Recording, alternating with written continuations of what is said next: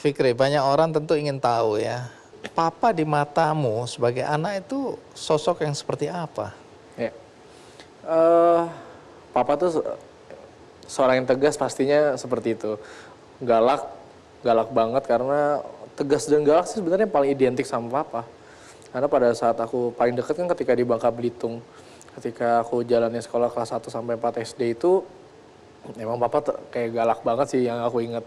Sekolah tuh harus bener, harus pulang sekolah tuh harus langsung ngerjain tugas-tugas. Jadi emang didikannya emang keras juga gitu. Tapi di balik itu papa tuh selalu nunjukin rasa sayangnya tapi nggak pernah ngucapin kayak papa sayang dede gitu, nggak pernah, tapi selalu ngelakuinnya dalam bentuk sesuatu hal yang perlakuan seperti itu. Jadi ya kehangatannya sih selalu ada kayak gitu. Yang kamu ingat seperti itu ya? Papa pernah peluk kamu nggak? Pernah tapi pas masih kecil itu jarang banget, hampir nggak pernah ada. Tipe kayak papa tuh tipikal yang bukan meluk tapi bukan juga dalam bentuk Verbal omongan gitu nggak tapi pernah kayak ada. kayak aku waktu itu kayak ngomong sama mama ibuku pada saat itu, mau makan ini misalnya mau makan taekwondo gitu pada di Bangka Belitung gitu ya, dan kondisinya hujan, terus tiba-tiba papa tuh diem aja diem keluar beli hujan-hujanan, terus tiba-tiba pulang udah ada kayak gitu-gitu. Yang dari situ setelah beranjak dewasa aku sadar bahwa iya dulu tuh papa yang ngelakuin itu, tapi papa nggak pernah ngasih tahu kayak papa tuh sayang dede loh gitu. Jadi dia menunjukkan cintanya, sayangnya dengan caranya. Betul. Tapi faktanya kemudian umur 13 tahun kamu tahu papamu ini maaf orang Ya, jahat. betul. Saat itu apakah pandanganmu tentang papa berubah total, kamu marah pada papa, kamu benci, atau perasaan itu tidak ada? Sempet sih. Jadi setelah aku tahu di restoran itu, aku pulang itu langsung lari ke kamar, kunci pintu, aku mencari tahu siapa Freddy Budiman. Jadi kalau bisa aku katakan, aku tahu papa tuh dari internet semuanya, dari semua by internet. Nyari tahu Freddy Budiman siapa, apa yang dilakukan sama papa. Nah itu rasa marah tuh muncul, benci enggak, tapi marah banget. Marah karena Pertama sih marahnya ke keluarga, kenapa nggak dikasih tahu? Kenapa saya harus taunya dari TV gitu. Tapi alasan mereka masuk akal, alasannya karena nggak mau akhirnya mempengaruhi mental, nggak mau akhirnya mempengaruhi sekolahku pada saat itu gitu. Rasa marah sama papa ada karena papa juga aku ngerasa nggak jujur sama aku. Sampai akhirnya beberapa bulan kemudian mendapatkan kesempatan ketemu papa di salah satu lapas di Jakarta. Akhirnya nggak sempat marah sih pada saat itu. Jadi ketika pertemuan sama papa pertama kali, aku langsung meluk, langsung nangis soalnya. Nah ketika aku langsung nangis meluk papa cuma minta maaf di situ. Malah papa sendiri yang bilang kalau papa tahu kalau dede marah, keluarin aja emosinya. Dede boleh ngapain aja, mau ngapain papa silakan. Yang penting papa mau minta maaf, papa ngelakuin kesalahan gitu. Dari situ entah kenapa setelah pertemuan pertama, aku udah memaafkan apa yang papa lakukan. karena Gitu. papa langsung minta maaf ke kamu. Langsung minta maaf gitu. Umur berapa kamu ketemu papa secara fisik itu? 13 tahun. 13 tahun itu juga. Jadi tidak lama setelah ada beritanya, kamu bisa ketemu papa. Betul. Tunggu, papa kan beberapa kali ditangkap ya. Urusannya semua narkoba ini. Iya. Ini yang mana yang kamu lihat ini? Ini yang paling terakhir ini, yang setelah dipindahkan ke Nusa Kambangan, dari Nusa Kambangan dipindahkan lagi ke Jakarta. Ini Nah, di momen kasus itu 1,4 juta. Ini kasus yang terakhir. Iya. Yang membuat papa dihukum mati itu. Betul. Divonis mati ya. Baik.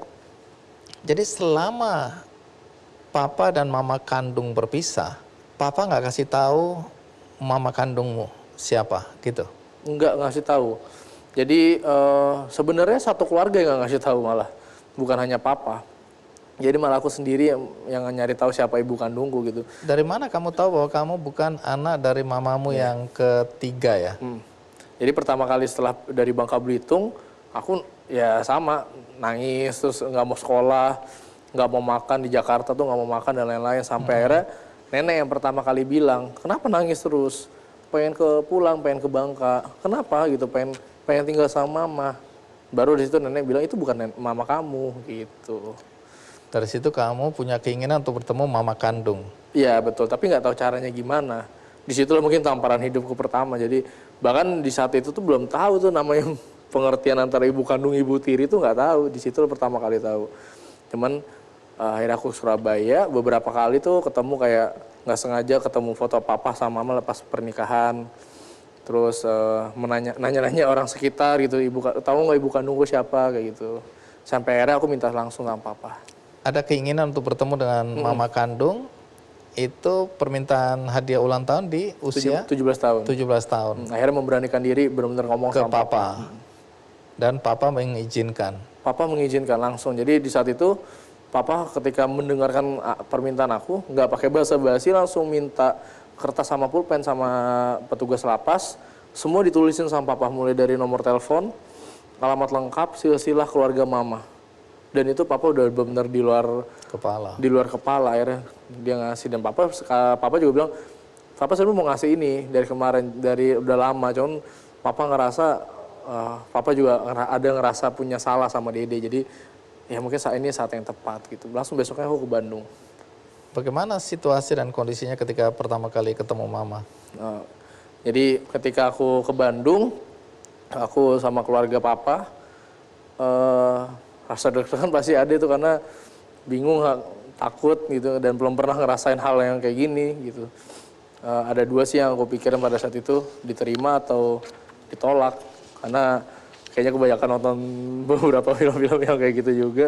Akhirnya memberanikan diri deh, pasrah aja apapun yang terjadi.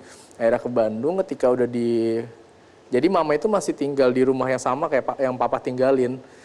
Jadi papa mungkin taunya dari situ. Akhirnya aku tunggu di depan kompleknya sampai akhirnya dijemput sama seorang wanita pada saat itu. Tapi aku nggak tahu kan, karena aku nggak pernah ngeliat muka mama dan nggak ada foto mama yang paling jelas gitu. Jadi justru malah nebak-nebak di saat itu. Ini mamaku bukannya, ini ibuku bukannya. Ternyata itu akhirnya dibawa ke rumahnya. Pas masuk ke rumahnya mama tuh, ternyata mereka semua udah kumpul. Ternyata memang lagi ada acara keluarga di rumah nenek. Ada banyak banget ibu-ibu di situ. Ketika aku datang, mereka semua meluk. Dan sampai saat itu pun aku bahkan nggak tahu yang mana ibuku, karena lima-limanya langsung meluk secara serempak gitu. Akhirnya mereka semua nangis. Aku masih nggak bisa tahu yang mana. Akhirnya mereka udah tenang duduk, baru aku nanya, ini yang ibuku yang mana? Ini ibuku yang mana? Sampai akhirnya tanteku baru ngomong, ibu kamu tuh di Jakarta gitu. Ini nenek, baru kesini nenek, ini tante, ini. Tapi di saat itu aku pertama kali dengar suara mama. Lewat? Telepon. Tapi ketemu secara fisik pertama Besokannya. kali? Oh, besoknya. Akhirnya ketemuan, mama datang ke rumah sama suaminya. Oh, sudah menikah lagi? Sudah menikah lagi. Oke, dan mama masih ada. Mama mau menerima kamu? Mau menerima. Jadi hubunganmu dengan mama sampai hari ini baik? Alhamdulillah sampai saat ini baik banget gitu. Baik. Fikri, dari perjalanan hidupmu ya, yang membuat aku termasuk yang tertarik untuk mengundang kamu ke sini adalah bagaimana kamu tidak hancur ya setelah umur 13 tahun melihat papa ternyata bandar narkoba, kemarahan, kekecewaan ya, mungkin rasa depresi. Aku membayangkan anak seumur kamu harus menghadapi beban yang tiba-tiba seberat itu, kan ini kan jadi pemberitaan di mana-mana hari itu ya. Tapi toh kamu bisa mengatasi kondisi itu dan sekarang kita bertemu, dan aku melihat pendidikanmu juga tidak terganggu ya, atau aku nggak tahu seperti apa, tapi kamu berhasil melalui masa-masa sulit dalam pendidikan. Tadi disebutkan juga bahkan kamu ikut dalam pertukaran mahasiswa ya ke luar negeri, dan kemudian kamu hadir seperti sekarang ini. Nanti kamu cerita ya, apa yang membuat kamu bisa bangkit, apa yang bisa membuat kamu bertahan, siapa yang menguatkan kamu, dan kemudian sekarang kamu ngapain, dan apa yang disampaikan oleh papa sebelum eksekusi mati itu dilaksanakan ya. Baik, kita rehat sejenak, ikuti terus Kick Andy.